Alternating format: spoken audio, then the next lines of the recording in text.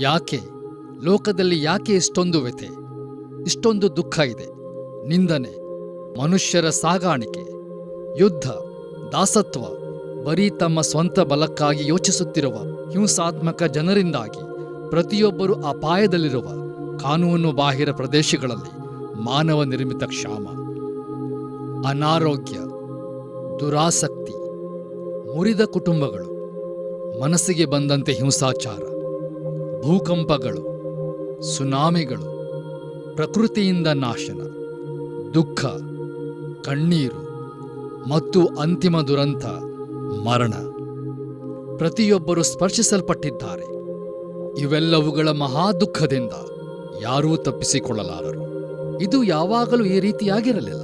ಆದಿಯಲ್ಲಿ ಸೃಷ್ಟಿಕರ್ತನು ಭೂಮ್ಯಾಕಾಶಗಳನ್ನು ಉಂಟು ಮಾಡಿದನು. ಆತನು ಮಾಡಿದ್ದೆಲ್ಲವೂ ಉತ್ತಮವಾಗಿತ್ತು ಮತ್ತು ಆತನ ಸೃಷ್ಟಿಯ ಉನ್ನತ ಸ್ಥಾನದಲ್ಲಿ ಮೊದಲ ಮನುಷ್ಯನು, ಮೊದಲ ಸ್ತ್ರೀಯೂ ನಿಂತಿದ್ದರು.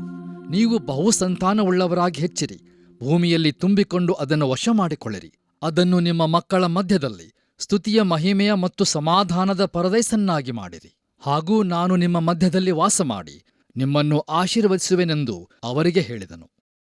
ದುರಂತವು ಬರುವವರೆಗೂ ದೇವರ ಸುಂದರವಾದ ತೋಟದಲ್ಲಿ ಎಲ್ಲವೂ ಚೆನ್ನಾಗಿಯೇ ಇತ್ತು. ಮನುಷ್ಯನು ಮತ್ತು ಸ್ತ್ರೀಯು ಇನ್ನೆಂದೂ ಆತನ ಸೇವಕರಾಗಿರಲು ತೃಪ್ತರಾಗಿರಲಿಲ್ಲ. ಅವರು ಇನ್ನೆಂದೂ ದೇವರನ್ನು ದೇವರಾಗಿರಲು ಬಿಡದೆ ಆತನನ್ನು ಆರಾಧಿಸಿ ಸೇವಿಸಲು ತೃಪ್ತರಾಗಿರಲಿಲ್ಲ. ಸಕಲ ಬಲವು ತಮಗೆ ಬೇಕೆಂದು ಅವರು ಬಯಸುವರಾದರು. ಅವರು ಆತನಿಲ್ಲದೆ ಲೋಕವನ್ನು ಆಳಲು ಬಯಸಿದರು. ಆಲೋಚಿಸಲಾಗದೇ ಇರುವ ದಂಗೆಯ ಕ್ರಿಯೆಯಲ್ಲಿ ಅವರು ಲೋಕದ ಸೃಷ್ಟಿಕರ್ತನಿಂದ ತಾವು ಸ್ವತಂತ್ರರು ಎಂದು ಘೋಷಿಸಿದರು. ಗ್ರಹದ ಮೇಲೆ ಕತ್ತಲೆಯು ಇಳಿಯಿತು. ಕತ್ತಲೆಯು ಮೇಲ್ಮುಖವಾಗಿತ್ತು. ಸೃಷ್ಟಿಕರ್ತನ ವಿರುದ್ಧ ದಂಗೆ ಎದ್ದ ಮಾನವ ಕುಲವು ಇನ್ನೆಂದೂ ಆತನನ್ನು ಅರಿಯಲಿಲ್ಲ ಹಾಗೂ ಆತನನ್ನು ಭರವಸೆಸಲಿಲ್ಲ. ಮತ್ತು ತಮ್ಮ ಸ್ವಂತ ಕಲ್ಪನೆಯ ಮೇರೆಗೆ ಕಲ್ಲು ಕಟ್ಟಿಗೆಗಳ, ಮಾತನಾಡಲಾರದ, ಕೇಳದ, ನೋಡದೇ ಇರುವ ವಿಚಿತ್ರವಾದ, ಕ್ರೂರವಾದ ಹೊಸ ದೇವರುಗಳನ್ನು ಅವರು ಮಾಡಿಕೊಂಡರು. ಕತ್ತಲೆಯು ಹೊರಮುಖವಾಗಿತ್ತು. ಜನರು ಇತರ ಜನರನ್ನು ನಿಂದಿಸಿ ದುರುಪಯೋಗಪಡಿಸಿಕೊಳ್ಳಲು, ಹೊರತುಪಡಿಸಲು, ಗುಲಾಮರನ್ನಾಗಿರಿಸಿಕೊಳ್ಳಲು, ಕೊಂದು ಹಾಕಲು ಆರಂಭಿಸಿದರು. ರಾಷ್ಟ್ರವು ರಾಷ್ಟ್ರಕ್ಕೆ ವಿರುದ್ಧವಾಗಿ ಯುದ್ಧಕ್ಕೆ ಹೊರಟವು. ನ್ಯಾಯವು ನೆಲಕ್ಕೆ ಹಾಕಲ್ಪಟ್ಟಿತು. ಜನರು ಲೋಕದಲ್ಲಿರುವ ದುಃಖಕ್ಕಾಗಿ ಗೋಳಾಡಿ ನಿರೀಕ್ಷೆ ಏನಾದರೂ ಇದೆಯೇ ಎಂದು ಆಶ್ಚರ್ಯಪಟ್ಟರು. ಕತ್ತಲೆಯು ಕೆಳಮುಖವಾಗಿತ್ತು.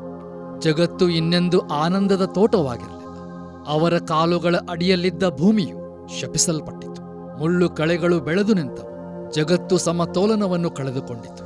ಬರ, ಕ್ಷಾಮ, ಪ್ರವಾಹ, ಮರಣಕರವಾದ ವ್ಯಾಧಿ, ಭೂಕಂಪಗಳು. ಜಗತ್ತು ಪ್ರಸವ ವೇದನೆಯಲ್ಲಿ ಕಷ್ಟಪಡುತ್ತಿರುವ ಸ್ತ್ರೀಯ ಹಾಗೆ ತತ್ತರಗೊಂಡಿದೆ. ಕತ್ತಲೆಯು ಆಂತರಿಕವಾಗಿತ್ತು. ನಾಚಿಕೆ, ಅಪರಾಧ, ಒಂಟಿತನ, ಆತಂಕ, ಆಶಾರಹಿತ ಸ್ಥಿತಿ ಮತ್ತು ಲೋಕದ ಸ್ಥಿತಿಯನ್ನು ಯಾವ ಸಂಗತಿಯೂ ಮಾರ್ಪಡಿಸಲಾಗದು ಎಂಬ ಭಯ. ಕತ್ತಲೆಯು ಮತ್ತು ಮರಣವು ಎಲ್ಲಾ ಕಡೆಯೂ ಇದ್ದವು. ಸೃಷ್ಟಿಕರ್ತನು ನೋಡಿ ದುಃಖಗೊಂಡನು. ತನ್ನ ಸೃಷ್ಟಿಯ ಪುರಸ್ಕಾರ, ತನ್ನ ಸ್ವರೂಪದಲ್ಲಿ ಸೃಷ್ಟಿಸಲ್ಪಟ್ಟ ಮಾನವ ಕುಲವು ತನ್ನ ಪ್ರೀತಿಯನ್ನು ತಿರಸ್ಕರಿಸಿತ್ತು ಮತ್ತು ತನ್ನ ಕಡೆಗೆ ಹಿಂದಿರುಗಬೇಕೆಂದು ಮೇಲಿಂದ ಮೇಲೆ ಆಮಂತ್ರಣಗಳನ್ನು ನೀಡಿದಾಗ್ಯೂ ಅದು ದಂಗೆ ಏಳುವುದರಲ್ಲಿಯೂ ಅವ್ಯವಸ್ಥೆಯ ಮತ್ತು ಭ್ರಷ್ಟತೆಯ ಜಗತ್ತನ್ನು ಕಟ್ಟಿಕೊಳ್ಳುವುದರಲ್ಲಿ ಮುಂದುವರಿಯಿತು. ಆದರೆ ಸೃಷ್ಟಿಕರ್ತನನ್ನು ತನ್ನ ಉದ್ದೇಶದಿಂದ ಸೋಲಿಸಲಾಗುವುದಿಲ್ಲ. ತಾನು ಉಂಟು ಮಾಡಿದವರನ್ನು ಆತನು ಪ್ರೀತಿಸಿದನು ಮತ್ತು ಒಬ್ಬ ಮನುಷ್ಯನ ಮೂಲಕ ಲೋಕವನ್ನು, ಮನುಕುಲವನ್ನು ಪ್ರೀತಿಯ ಹಾಗೂ ಸೌಂದರ್ಯದ ಮೂಲ ಉದ್ದೇಶಕ್ಕೆ ಪುನಃಸ್ಥಾಪಿಸುವ ಕಾರ್ಯಕ್ಕಾಗಿ ಹುಡುಕಾಡಿದನು. ಮತ್ತು ಒಂದು ದಿನ ದೇವರು ಆ ಮನುಷ್ಯನನ್ನು ಕಂಡುಕೊಂಡನು. ಅವನ ಹೆಸರು ಅಬ್ರಹಾಮನು. ಅಬ್ರಹಾಮನು ಸತ್ಯದ ಅನ್ವೇಷಕನಾಗಿದ್ದನು ಮತ್ತು ಅವನ ಹೃದಯವು ತೊಂದರೆಗೆ ಈಡಾಗಿತ್ತು. ಅವನು ತನ್ನ ಪಟ್ಟಣದ ದೇವರುಗಳಿಗೆ ಕಟ್ಟಲ್ಪಟ್ಟ ಗುಡಿ ಗೋಪುರಗಳನ್ನು ನೋಡಿದಾಗ ಸೃಷ್ಟಿಕರ್ತನ ಈ ವ್ಯಂಗ್ಯಚಿತ್ರಗಳು ತಪ್ಪಾದವುಗಳೆಂದು ಹಾಗೂ ನಿಜವಾದ ದೇವರು ತಮ್ಮೆಲ್ಲರ ಮುಂದೆ ಜೀವರಹಿತವಾಗಿ ನಿಂತಿರುವ ಸ್ಥಳೀಯ ದೇವತೆಗಳ ವಿಗ್ರಹಗಳಿಗಿಂತಲೂ ಮಿಗಿಲಾಗಿರುವ ಬೇರೊಬ್ಬನೆಂದು ತಿಳಿದಿದ್ದನು. ನಿಜವಾದ ದೇವರು ಈ ರೀತಿಯಾಗಿರುತ್ತಿರಲಿಲ್ಲ. ನಿಜವಾದ ದೇವರು ಮಾನವ ಹಸ್ತಗಳಿಂದ ಉಂಟು ಮಾಡಲ್ಪಟ್ಟು ಜನರ ಮನಸ್ಸುಗಳನ್ನು ನಿಯಂತ್ರಿಸಲು ಪೂಜಾರಿಗಳಿಂದ ಉಪಯೋಗಿಸಲ್ಪಟ್ಟ ವಿಕೃತವಾದ ರೂಪಗಳಲ್ಲಿ ಒಂದಾಗಿರುತ್ತಿರಲಿಲ್ಲ. ದೇವರೇ, ನೀನು ಯಾರು? ನೀನೆಲ್ಲಿರುತ್ತಿ? ನಿನ್ನನ್ನು ನನಗೆ ಪ್ರಕಟಿಸು ಎಂದು ಅಬ್ರಹಾಮನು ಹೇಳಿದನು. ಮತ್ತು ಒಂದಾನೊಂದು ರಾತ್ರಿ ಸೃಷ್ಟಿಕರ್ತನು ಉತ್ತರಿಸಿದನು, ಅಬ್ರಹಾಮನೇ, ಅಬ್ರಹಾಮನೇ, ನಾನು ನಿನ್ನ ಹುಡುಕಾಟನ್ನು ಕಂಡಿದ್ದೇನೆ, ನಿನ್ನ ಹೃದಯವನ್ನು ಗಮನಿಸಿದ್ದೇನೆ, ಮತ್ತು ಈಗ ನಾನು ನಿನ್ನ ಬಳಿಗೆ ಬರುತ್ತೇನೆ. ನಾನೇ ಸಕಲ ಸೃಷ್ಟಿಯ ನಿಜವಾದ ದೇವರು. ನೀನು ನಿನ್ನ ಸ್ವದೇಶವನ್ನು, ನಿನ್ನ ಬಂಧು ಬಳಗವನ್ನು, ನಿನ್ನ ತಂದೆಯ ಮನೆಯನ್ನು ಬಿಟ್ಟು ನಾನು ನಿನಗೆ ತೋರಿಸುವ ದೇಶಕ್ಕೆ ಹೊರಟು ಹೋಗು. ನಾನು ನಿನ್ನನ್ನು ಆಶೀರ್ವದಿಸಿ ದೊಡ್ಡ ಜನಾಂಗವಾಗುವಂತೆ ಮಾಡುವೆನು. ನಿನ್ನ ಹೆಸರನ್ನು ಪ್ರಖ್ಯಾತಿಗೆ ತರುವೆನು. ನೀನು ಆಶೀರ್ವಾದ ನಿಧಿಯಾಗುವಿ. ನಿನ್ನ ಮೂಲಕ ಭೂಲೋಕದ ಎಲ್ಲಾ ಕುಲದವರಿಗೂ ಆಶೀರ್ವಾದ ಉಂಟಾಗುವುದು. ಆ ಮಾತುಗಳು ಅಬ್ರಹಾಮನ ಆತ್ಮವನ್ನು ಆಳವಾಗಿ ದಹಿಸಿತು, ಮತ್ತು ಅವು ಅವನೊಂದಿಗೆ ಉಳಿದುಕೊಂಡವು. ಮತ್ತು ಅವನು ತನ್ನ ಮನೆಯನ್ನು ಬಿಟ್ಟು ವಾಗ್ದಾನದ ದೇಶ, ಎಲ್ಲಾ ಸಂಗತಿಗಳನ್ನು ಪುನಃಸ್ಥಾಪಿಸಲು ಕಾರ್ಯ ಮಾಡಲಿರುವುದಕ್ಕಾಗಿ ಅನೇಕರು ಪರಿಶುದ್ಧ ದೇಶ ಎಂಬುದಾಗಿ ಕರೆಯುವ ಕಾನಾನಿಗೆ ಪ್ರಯಾಣ ಮಾಡಿದನು. ನಿಜವಾದ ದೇವರು ಅಬ್ರಹಾಮನಿಗೆ ಹೇಳಿದ್ದ ಎಲ್ಲಾ ಮಾತುಗಳಲ್ಲಿ, ಅಬ್ರಹಾಮನೇ, ನಿನ್ನ ಮೂಲಕ ಭೂಲೋಕದ ಎಲ್ಲಾ ಕುಲದವರಿಗೂ ಆಶೀರ್ವಾದ ಉಂಟಾಗುವುದು ಎಂಬ ಮಾತು ಅತಿ ಪ್ರಾಮುಖ್ಯವಾದದ್ದಾಗಿ ಎದ್ದು ಕಂಡಿತು. ದೇವರು ಲೋಕವನ್ನು ಪುನಃಸ್ಥಾಪಿಸಲು ಅಬ್ರಹಾಮನನ್ನು, ಅವನ ಸಂತತಿಯನ್ನು ಉಪಯೋಗಿಸಲಿದ್ದನು. ಇದು ಕ್ರಾಂತಿಕಾರಿಯಾಗಿತ್ತು. ಇದು ಕ್ರಿಯಾಶೀಲವಾಗಿತ್ತು. ಇದು ವ್ಯತ್ಯಾಸವಾಗಿತ್ತು. ಇದಕ್ಕೂ ಮುಂಚೆ ಲೋಕದಲ್ಲಿ ಈ ರೀತಿಯಾಗಿ ಮಾತಾಡಿದ್ದು ಇರಲಿಲ್ಲ. ಶತಮಾನಗಳು ಕಳೆದಂತೆ ಅಬ್ರಹಾಮನ ಕುಟುಂಬವು ಬೆಳೆದು ದೊಡ್ಡ ರಾಷ್ಟ್ರವಾಯಿತು. ಒಂದಾನೊಂದು ದಿನ ನಿಜವಾದ ದೇವರು ಈ ರಾಷ್ಟ್ರದ ನಾಯಕರೊಂದಿಗೆ ಮಾತಾಡಿ, ನಾನು ಅಬ್ರಹಾಮನಿಗೆ ಮಾಡಿದ ವಾಗ್ದಾನಗಳನ್ನು ಜ್ಞಾಪಕಕ್ಕೆ ತಂದುಕೊಂಡಿದ್ದೇನೆ, ಮತ್ತು ಈಗ ನಾನು ಒಂದು ವಾಗ್ದಾನದ ಒಡಂಬಡಿಕೆಯೊಳಗೆ ಪ್ರವೇಶಿಸಲಿದ್ದೇನೆ. ನಾನು ನಿನ್ನನ್ನು ಆಶೀರ್ವದಿಸುತ್ತೇನೆ, ಮತ್ತು ನೀನು ಲೋಕದ ಎಲ್ಲಾ ರಾಷ್ಟ್ರಗಳನ್ನು ನನ್ನ ಬಳಿಗೆ ತರಲು ಹಾಗೂ ಲೋಕವು ಹೇಗಿರಬೇಕಾಗಿದೆಯೋ ಹಾಗೆ ಮಾಡುವುದಕ್ಕಾಗಿ ನೀನು ಆಶೀರ್ವಾದ ನಿಧಿಯಾಗುವಿಯೆಂದು ಹೇಳಿದನು.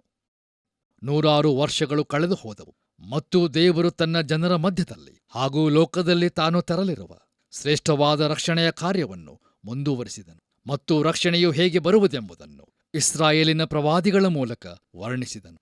ಇದು ಒಂದು ವಿಶೇಷವಾದ ಮಗುವಿನಿಂದ ಬರುವುದಿತ್ತು. ಒಂದು ಮಗು ನಮಗಾಗಿ ಹುಟ್ಟಿದೆಯಷ್ಟೇ, ವರದ ಮಗನು ನಮಗೆ ದೊರೆತನು. ಆಡಳಿತವು ಅವನ ಬಾಹುವಿನ ಮೇಲಿರುವುದು. ಅದ್ಭುತ ಸ್ವರೂಪನು, ಆಲೋಚನಾಕರ್ತನು, ಪರಾಕ್ರಮಿಯಾದ ದೇವರು, ನಿತ್ಯನಾದ ತಂದೆ, ಸಮಾಧಾನದ ಪ್ರಭು ಎಂಬುವು ಅವನ ಹೆಸರು. ಅವನ ಮುಖಾಂತರ ದಾವೀದನ ಸಿಂಹಾಸನದ ಆಡಳಿತವು ಅಭಿವೃದ್ಧಿಯಾಗುವುದು. ದಾವೀದನ ರಾಜ್ಯದಲ್ಲಿ ನಿತ್ಯ ಸಮಾಧಾನವಿರುವುದು. ಆ ರಾಜ್ಯವು ಇಂದಿನಿಂದ ಯಾವಾಗಲೂ ನೀತಿ ನ್ಯಾಯಗಳ ಮೂಲಕ ಸ್ಥಾಪಿತವಾಗಿ ಸ್ಥಿರಗೊಳ್ಳುವುದು. ಸೇನಾಧೀಶ್ವರನಾದ ಯೆಹೋವನ ಅನುಗ್ರಹವು ಇದನ್ನು ನೆರವೇರಿಸುವುದು. ಒಂದಾನೊಂದು ದಿನ ಆ ಮಗು ಹುಟ್ಟಿತು. ಆತನು ಹುಟ್ಟಿದ್ದು ಬೇರೆ ಮಕ್ಕಳಂತೆ ಇರಲಿಲ್ಲ. ಆತನು ಅದ್ಭುತ ಕಾರ್ಯದ ಮಗುವಾಗಿದ್ದನು. ಆತನು ದೇವರ ವಿಶೇಷವಾದ ಮಗುವಾಗಿ ಲೋಕವನ್ನು ಅದರ ದುಃಖ ಸಂಕಷ್ಟಗಳಿಂದ ಬಿಡಿಸಿ ತನ್ನ ಕಡೆಗೆ ಕಿವಿಗೊಟ್ಟು ಪಾಪದಿಂದ ತಿರುಗಿಕೊಳ್ಳುವವರಿಗೆ ರಕ್ಷಣೆಯನ್ನು ತರುವನು ಎಂಬುದಕ್ಕೆ ಗುರುತಾಗಿ ಆತನು ಕನ್ಯೆಯಲ್ಲಿ ಹುಟ್ಟಿದನು. ಆತನ ಜನನದ ಸಮಯದಲ್ಲಿ ದೇವದೂತರು ಕಾಣಿಸಿಕೊಂಡರು. ಆತನನ್ನು ಆರಾಧಿಸಲು ಜನರು ಬಹುದೂರ ಸ್ಥಳಗಳಿಂದ ಬಂದರು. ಈ ಮಗುವು ಮಾಡಲಿರುವ ಶ್ರೇಷ್ಠವಾದ ಸಂಗತಿಗಳ ಕುರಿತು ಜ್ಞಾನಿಗಳಿಂದ ಪ್ರವಾದನೆಗಳು ನುಡಿಯಲ್ಪಟ್ಟವು. ಈತನೇ ಲೋಕದ ರಕ್ಷಕನು, ಮತ್ತು ಈತನ ಹೆಸರು ಯೇಸು. ಯೇಸು ಕ್ರಿಸ್ತನು 30 ವರ್ಷದವನಾದಾಗ ಈ ಲೋಕವನ್ನು ಪುನಃಸ್ಥಾಪಿಸುವ ತನ್ನ ಸೇವೆಯನ್ನು ಆರಂಭಿಸುವ ಸಮಯವಾಗಿದೆ ಎಂಬುದನ್ನು ಆತನು ತಿಳಿದಿದ್ದನು. ಆತನು ಕಾಲವು ಪರಿಪೂರ್ಣವಾಯಿತು, ದೇವರ ರಾಜ್ಯವು ಸಮೀಪಿಸಿತು ಎಂದು ಘೋಷಿಸುತ್ತಾ ತನ್ನ ಜನರ ನಡುವೆ ಸಂಚಾರ ಮಾಡಿದನು. ಲೋಕವು ಕತ್ತಲೆಯನ್ನು, ಲೋಕದ ರಾಷ್ಟ್ರಗಳು ಸಂಕಷ್ಟವನ್ನು ಕಂಡಿತ್ತು. ಈಗ ದೇವರ ರಾಜ್ಯವು ಈ ಲೋಕಕ್ಕೆ ಹಿಂದಿರುಗಿ ಮನುಕುಲಕ್ಕೆ ರಕ್ಷಣೆಯನ್ನು ತರುವ ಸಮಯವಾಗಿತ್ತು. ಆತನು ಬಲದಿಂದ ಮಾತಾಡಿದನು, ಅಧಿಕಾರದಿಂದ ಮಾತಾಡಿದನು, ಕನಿಕರದಿಂದ ಮಾತಾಡಿದನು. ಆತನು ರೋಗಿಗಳನ್ನು ಗುಣಪಡಿಸಿದನು, ಕುರುಡರಿಗೆ ದೃಷ್ಟಿ ನೀಡಿದನು, ಕುಂಟರು ನಡೆಯುವಂತೆ ಮಾಡಿದನು. ಸತ್ತು ಹೋದ ಮಕ್ಕಳು ತಮ್ಮ ದುಃಖಿತ ಹೆತ್ತವರಿಗೆ ಪುನಃ ಕೊಡಲ್ಪಟ್ಟರು. ದುರಾತ್ಮಗಳಿಂದ ಬಾಧಿಸಲ್ಪಟ್ಟವರು ಬಿಡುಗಡೆಗೊಳಿಸಲ್ಪಟ್ಟರು. ಮತ್ತು ಎಲ್ಲಕ್ಕಿಂತಲೂ ಹೆಚ್ಚಾಗಿ ಆತನ ಬಳಿಗೆ ತಮ್ಮ ಪಾಪಗಳ ನಿಮಿತ್ತ ದುಃಖದಿಂದ ಬಂದವರಿಗೆ ಆತನು ಕ್ಷಮಾಪಣೆಯನ್ನು ನೀಡಿದನು. ಆತನು ಅವರಿಗೆ ನಿರೀಕ್ಷೆಯನ್ನು, ನೂತನ ಆರಂಭವನ್ನೂ ನೀಡಿದನು. ದೇವರ ಬೆಳಕು ಕತ್ತಲೆಯನ್ನು ತೊಲಗಿಸುತ್ತಿದ್ದಂತೆ ಆ ಪ್ರದೇಶದಲ್ಲಿ ಸಂತೋಷವು ನೆಲೆಸಿತು. ದೇವರು ಅಬ್ರಹಾಮನಿಗೆ ನೀಡಿದ ವಾಗ್ದಾನಗಳಿಗೆ ನಂಬಿಗಸ್ತನಾಗಿದ್ದನು. ಆದರೆ ಎಲ್ಲರೂ ಸಂತೋಷವಾಗಿರಲಿಲ್ಲ. ಮಹಾದುರಂತವು ಸಂಭವಿಸಿದ ಆರಂಭದಿಂದಲೂ ಇದ್ದಂತೆಯೇ ಅಧಿಕಾರವು ಇನ್ನೂ ಭ್ರಷ್ಟ ಜನರ ಕೈಗಳಲ್ಲಿಯೇ ಇತ್ತು. ಮತ್ತು ಅಧಿಕಾರದಲ್ಲಿರುವವರು ಯೇಸು ಮಾಡುತ್ತಿದ್ದದ್ದನ್ನು ಇಷ್ಟಪಡಲಿಲ್ಲ. ಆತನು ಅವರ ಆಡಳಿತಕ್ಕೆ ಬೆದರಿಕೆಯಾಗಿದ್ದನು. ಅವರು ಆತನನ್ನು ಬೇಟೆಯಾಡುವಂತೆ ಹಿಂಬಾಲಿಸಿ ಅಂತಿಮವಾಗಿ ಸೆರೆ ಹಿಡಿದರು. ಆತನನ್ನು ವಿಚಾರಣೆಗೆ ಒಳಪಡಿಸಿದರು. ಅಪರಾಧಗಳ ಬಗ್ಗೆ ಅನ್ಯಾಯವಾಗಿ ಆರೋಪಿಸಿದರು ಮತ್ತು ರೋಮಾಯರ ಕ್ರೂಜೆ ಮೇಲೆ ಆತನನ್ನು ಜಡಿದರು. ಕತ್ತಲೆಯು ಗೆದ್ದುಕೊಂಡಿತು ಎಂಬಂತೆ ತೋಚಿತು. 3 ದಿನಗಳ ನಂತರ ಯಾವುದೋ ಒಂದು ಸಂಭವಿಸುವವರೆಗೆ ಲೋಕದೊಳಗೆ ಬಂದ ಬೆಳಕನ್ನು ಕತ್ತಲೆಯು ವಶಪಡಿಸಿಕೊಂಡಂತೆ ಕಂಡುಬಂದಿತು.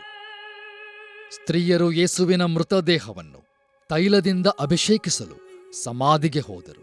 ಆದರೆ ಅವರು ಅಲ್ಲಿಗೆ ಬಂದಾಗ ಸಮಾಧಿಯು ಬರಿದಾಗಿತ್ತು. ದೇವದೂತರು ಅವರಿಗೆ ಕಾಣಿಸಿಕೊಂಡು ಶ್ರೇಷ್ಠವಾದ ಸುದ್ದಿಯನ್ನು ಘೋಷಿಸಿದರು. ಯೇಸು ಕ್ರಿಸ್ತನು ಮರಣದಿಂದ ಎದ್ದಿದ್ದನು. ಯೇಸು ಕ್ರಿಸ್ತನು ಪುನಃ ಜೀವಿಸುವಾತನಾಗಿದ್ದನು ಮತ್ತು ಆತನು ಇನ್ನೆಂದೂ ಮರಣವನ್ನು ಅನುಭವಿಸದ ನೂತನವಾದ ನಶಿಸಿ ಹೋಗದ ದೇಹದಲ್ಲಿ ಜೀವಿಸುವಾತನಾಗಿದ್ದನು. ಯೇಸು ಕ್ರಿಸ್ತನು ಕತ್ತಲೆಯಿಂದ ಸೋಲಿಸಲ್ಪಡಲಿಲ್ಲ. ಅದರ ಬದಲಾಗಿ ಆತನು ಕತ್ತಲೆಯನ್ನು ಜಯಿಸಿದನು. ಕ್ರೂಜೆಯ ಮೇಲಿನ ಆತನ ಮರಣವು ಆತನ ಸೋಲಾಗಿರಲಿಲ್ಲ. ಕ್ರೂಜೆಯ ಮೇಲೆ ಆತನು ಲೋಕದ ಪಾಪಗಳ ಕ್ರಯವನ್ನು ಕಟ್ಟಿದ್ದರಿಂದ ಅದು ಆತನ ಜಯವಾಗಿತ್ತು. ಮತ್ತು ಆತನ ಪುನರುತ್ಥಾನದಲ್ಲಿ ಆತನು ಅಬ್ರಹಾಮನಿಗೆ ವಾಗ್ದಾನ ಮಾಡಿದ ಹಾಗೆಯೇ ಎಲ್ಲಾ ಸಂಗತಿಗಳನ್ನು ಪುನಃ ಸ್ಥಾಪಿಸುವ ದೇವರ ನೂತನ ಸೃಷ್ಟಿಯನ್ನು ಉದ್ಘಾಟಿಸಿದನು. ಯೇಸು ಕ್ರಿಸ್ತನು ತನ್ನ ಹಿಂಬಾಲಕರನ್ನು ಒಟ್ಟುಗೂಡಿಸಿ ತನ್ನನ್ನು ಶಿಲುಬೆಗೆ ಏರಿಸಿದ್ದರಿಂದ ತನ್ನ ಕೈಕಾಲುಗಳಲ್ಲಿ ಆದ ಗಾಯಗಳನ್ನು ತೋರಿಸಿದನು. ತನಗೆ ಸಂಭವಿಸಿದ ಸಕಲ ಅನ್ಯಾಯವು ದೇವರ ಬಲದಿಂದ ಲೋಕದ ರಕ್ಷಣೆಗಾಗಿ ತಿರುಗಿಸಲ್ಪಟ್ಟಿತು ಎಂಬುದನ್ನು ಅವರಿಗೆ ವಿವರಿಸಿದನು. ಆತನು ಶಿಲುಬೆಯ ಮೇಲೆ ಸತ್ತಾಗ ಆತನು ಲೋಕದ ಪಾಪಗಳ ದಂಡನೆಗಾಗಿ ಕ್ರಯವನ್ನು ಕಟ್ಟಿದ್ದನು. ಮನುಕುಲವು ತನ್ನ ದಂಗೆಯಿಂದ ಅಪರಾಧಿಯಾಗಿಯೂ ಖಂಡಿಸಲ್ಪಟ್ಟದ್ದಾಗಿಯೂ ನಿಂತುಕೊಂಡಿತ್ತು. ಮನುಕುಲವು ನ್ಯಾಯ ತೀರ್ಪನ್ನು ಹೊಂದಲು ಯೋಗ್ಯವಾಗಿತ್ತು. ಆದರೆ ಯೇಸು ಕ್ರಿಸ್ತನು ಎಲ್ಲರಿಗೋಸ್ಕರ ಆ ದಂಡವನ್ನು ತನ್ನ ಮೇಲೆ ತೆಗೆದುಕೊಂಡ. ಮನುಕುಲವು ಈಗ ಪಾಪ ಕ್ಷಮಾಪಣೆಯನ್ನು ಹೊಂದಿ ತನ್ನ ಸೃಷ್ಟಿಕರ್ತನ ಕಡೆಗೆ ಹಿಂದಿರುಗಬಹುದಾಗಿತ್ತು. ಅಂತಿಮ ಯಜ್ಞವಾದ ಯೇಸುವು ತನ್ನನ್ನು ಅರ್ಪಿಸಿಕೊಂಡದ್ದರಿಂದ ಇನ್ನು ಮುಂದೆ ಯಾವ ಪಶುಗಳ ಯಜ್ಞದ ಅವಶ್ಯಕತೆ ಇರುವುದಿಲ್ಲ. ಯೇಸು ಕ್ರಿಸ್ತನು ಮರಣವನ್ನು ಜಯಿಸಿ ಸಮಾಧಿಯಿಂದ ಜೀವಿತನಾಗಿ ಎದ್ದು ಬಂದದ್ದರಿಂದ ಮರಣದ ಆಚೆಯ ಬದಿಯಲ್ಲಿ ಏನಿದೆ ಎಂಬುದರ ಕುರಿತು ಇನ್ನು ಮುಂದೆ ಭಯಪಡುವ ಅವಶ್ಯಕತೆ ಇರುವುದಿಲ್ಲ. ರೋಗಿಗಳನ್ನು ವಾಸಿ ಮಾಡಿದಾತನು, ಪಾಪಗಳನ್ನು ಕ್ಷಮಿಸಿದಾತನು ಈಗ ಪ್ರತಿಯೊಂದು ವೈರಿಯನ್ನು ಜಯಿಸಿದ್ದನು ಮತ್ತು ಲೋಕದ ನಿಜವಾದ ಒಡೆಯನಾಗಿ ಸಮಾಧಿಯಿಂದ ಎದ್ದು ಬಂದನು. ನಂತರ ಆತನು ತನ್ನ ಹಿಂಬಾಲಕರನ್ನು ಒಂದು ನಿರ್ದಿಷ್ಟವಾದ ಉದ್ದೇಶದಿಂದ ಕಳುಹಿಸುವುದಾಗಿ ಹೇಳಿದನು. ಅವರ ನಿರ್ದಿಷ್ಟವಾದ ಸೇವಾ ಉದ್ದೇಶವು ಆತನ ಕುರಿತು ಹಾಗೂ ಆತನು ಏನನ್ನು ಮಾಡಿದ್ದಾನೆ ಎಂಬುದರ ಕುರಿತು ಲೋಕಕ್ಕೆ ಹೇಳುವಂಥದ್ದಾಗಿತ್ತು. ಆತನ ಮೂಲಕ ಪಾಪ ಕ್ಷಮಾಪಣೆ ಇರುವುದು, ಆತನಲ್ಲಿ ಜೀವವು ಸಿಕ್ಕುವುದು ಮತ್ತು ಮಹಾದುರಂತದಲ್ಲಿ ಕಳೆದುಕೊಂಡಂಥ ಎಲ್ಲವನ್ನು ಪುನಃ ಸ್ಥಾಪಿಸಿಕೊಳ್ಳಬಹುದೆಂಬುದನ್ನು ಲೋಕಕ್ಕೆ ಹೇಳುವಂಥದ್ದೇ ಅವರ ನಿರ್ದಿಷ್ಟವಾದ ಸೇವಾ ಉದ್ದೇಶವಾಗಿತ್ತು. ಯೇಸು ಕ್ರಿಸ್ತನ ಮೂಲಕ ಜನರು ನಿಜ ದೇವರನ್ನು ಕಂಡುಕೊಂಡದ್ದರಿಂದ ದೇವರ ಮತ್ತು ಮನುಷ್ಯರ ನಡುವಿನ ಕತ್ತಲೆಯನ್ನು ತೊಲಗಿಸಬಹುದು. ಯೇಸು ಕ್ರಿಸ್ತನು ತನ್ನ ಹಿಂಬಾಲಕರಿಗೆ ಕಲಿಸಿಕೊಟ್ಟಂತೆ ಜನರು ಪ್ರೀತಿಯಿಂದ ಪರಸ್ಪರ ಸೇವೆಯನ್ನು ಮಾಡಲು ಕಲಿತುಕೊಂಡದ್ದರಿಂದ ಮನುಷ್ಯರ ನಡುವಿನ ಕತ್ತಲೆಯನ್ನು ತೊಲಗಿಸಬಹುದು. ಯೇಸು ಕ್ರಿಸ್ತನ ಆತ್ಮನು ಶುದ್ಧೀಕರಿಸುವಿಕೆ, ಸ್ವಸ್ಥತೆ ಮತ್ತು ನೂತನ ಪಡಿಸುವಿಕೆಯೊಂದಿಗೆ ಬಂದಿರುವುದರಿಂದ ಪ್ರತಿ ಮನುಷ್ಯನ ಆಂತರ್ಯದಲ್ಲಿನ ಕತ್ತಲೆಯನ್ನು ತೊಲಗಿಸಬಹುದು. ಮುಂದೊಂದು ದಿನ ಯೇಸು ಕ್ರಿಸ್ತನು ಸೌಂದರ್ಯದ, ಸಮಾಧಾನದ ಮತ್ತು ಸಂತೋಷದ ನೂತನ ಲೋಕವನ್ನು ಮಾಡಲು ಹಿಂದಿರುಗಿ ಬರುವಾಗ ಸೃಷ್ಟಿಯಲ್ಲಿನ ಶಾಪವು ತೊಲಗಿಸಲ್ಪಡುತ್ತದೆ. ಯೇಸುವು ಅವರಿಗೆ ಈ ನಿರ್ದಿಷ್ಟವಾದ ಸೇವಾ ಉದ್ದೇಶವನ್ನು ನೀಡಿದ ನಂತರ ಆತನು ಪರಲೋಕ ಸ್ಥಾನಗಳಿಗೆ ಹಿಂದಿರುಗಿದನು ಮತ್ತು ಪರಲೋಕ ಭೂಲೋಕಗಳ ಒಡೆಯನಾಗಿ ಸಿಂಹಾಸನಾರೂಢನಾದನು. ಮತ್ತು ಈಗ ಲೋಕದ ನಿಜ ಒಡೆಯನಾಗಿ, ಮನುಕುಲದ ರಕ್ಷಕನಾಗಿ ಆತನು ಮಹಾದುರಂತದಲ್ಲಿ ಕಳೆದುಕೊಳ್ಳಲ್ಪಟ್ಟಿರುವ ಎಲ್ಲಾ ಸಂಗತಿಗಳನ್ನು ಪುನಃ ಸ್ಥಾಪಿಸುವನು ಎಂಬ ಶುಭ ವರ್ತಮಾನವನ್ನು ಆತನ ಹಿಂಬಾಲಕರು ಹರಡಿಸುವಂತೆ ಅವರನ್ನು ಮಾರ್ಗದರ್ಶಿಸಿ ಸಾಮರ್ಥ್ಯಗೊಳಿಸುವನು. ಹೌದು, ದೇವರು ಅಬ್ರಹಾಮನಿಗೂ ಮತ್ತು ಆತನ ಸಂತತಿಯವರಿಗೆ ಮಾಡಿದ ವಾಗ್ದಾನಕ್ಕೆ ನಂಬಿಗಸ್ತನಾಗಿದ್ದನು. ಆತನು ಹೇಳಿದಂತೆ ನಜರೇತಿನ ಯೇಸುವು ಇಡೀ ಲೋಕವನ್ನು ಆಶೀರ್ವದಿಸುತ್ತಿರುವನು. ಲೆಕ್ಕವಿಲ್ಲದಷ್ಟು ಜನಸಮೂಹದವರು ಈ ನಿರೀಕ್ಷೆಯ ಸಂತೋಷ ಮತ್ತು ಜೀವ ನೀಡುವಂಥ ಸಂದೇಶವನ್ನು ಅಪ್ಪಿಕೊಂಡಿದ್ದಾರೆ ಮತ್ತು ಅದಕ್ಕೆ ಪ್ರತಿಯಾಗಿ ಅವರು ಅದನ್ನು ಇತರರಿಗೆ ಹಂಚಿಕೊಟ್ಟಿರುತ್ತಾರೆ. ಹೆಚ್ಚು ಕಡಿಮೆ 2000 ವರ್ಷಗಳು ದಾಟಿ ಹೋಗಿರುತ್ತವೆ ಮತ್ತು ದೇವರ ರಕ್ಷಣೆಯ ಸಂದೇಶವು ಲೋಕಾದ್ಯಂತ ಪ್ರತಿಧ್ವನಿಸುತ್ತದೆ ಮತ್ತು ಈಗ ಅದು ನಿಮ್ಮ ಬಳಿಗೆ ಬಂದಿರುತ್ತದೆ. ನಿಮ್ಮ ಭಯಗಳು ನಿವಾರಣೆಯಾಗಬಹುದು. ನಿಮ್ಮ ಅವಮಾನವು ಅಳಿಸಿ ಹಾಕಲ್ಪಡಬಹುದು. ನಿಮ್ಮ ಪಾಪಗಳು ಕ್ಷಮಿಸಲ್ಪಡಬಹುದು. ನಿಮ್ಮ ಅನಿರೀಕ್ಷಿತೆಯು ಕಣ್ಮರೆಯಾಗಬಹುದು. ರಕ್ಷಕನು, ಪರಲೋಕ ಭೂಲೋಕಗಳ ಒಡೆಯನು, ನಮ್ಮ ಪಾಪಗಳಿಗೆ ಪರಿಪೂರ್ಣ ಯಜ್ಞವಾದಾತನು, ಮರಣವನ್ನು ಜಯಿಸಿದಾತನು, ಎಲ್ಲರ ಒಡೆಯನಾದ ಯೇಸು ಕ್ರಿಸ್ತನ ನಾಮದಲ್ಲಿ ನಿಮ್ಮ ಸಂಘರ್ಷಗಳು ಪರಿಹರಿಸಲ್ಪಡಬಹುದು. ಇಂದೇ ನೀವು ಆತನನ್ನು ನಿಮ್ಮ ಒಡೆಯನನ್ನಾಗಿ ಅಂಗೀಕರಿಸಿಕೊಳ್ಳುವಿರೋ? ಈಗಲೇ ಆತನನ್ನು ಕರೆದು ನಿಮ್ಮ ಒಡೆಯನು ರಕ್ಷಕನು ಎಂಬುದಾಗಿ ಅರಿಕೆ ಮಾಡಿರಿ ಮತ್ತು ಈ ಸಂತೋಷದ ಸುದ್ದಿಯನ್ನು ಇತರರಿಗೂ ತಿಳಿಯಪಡಿಸಿರಿ.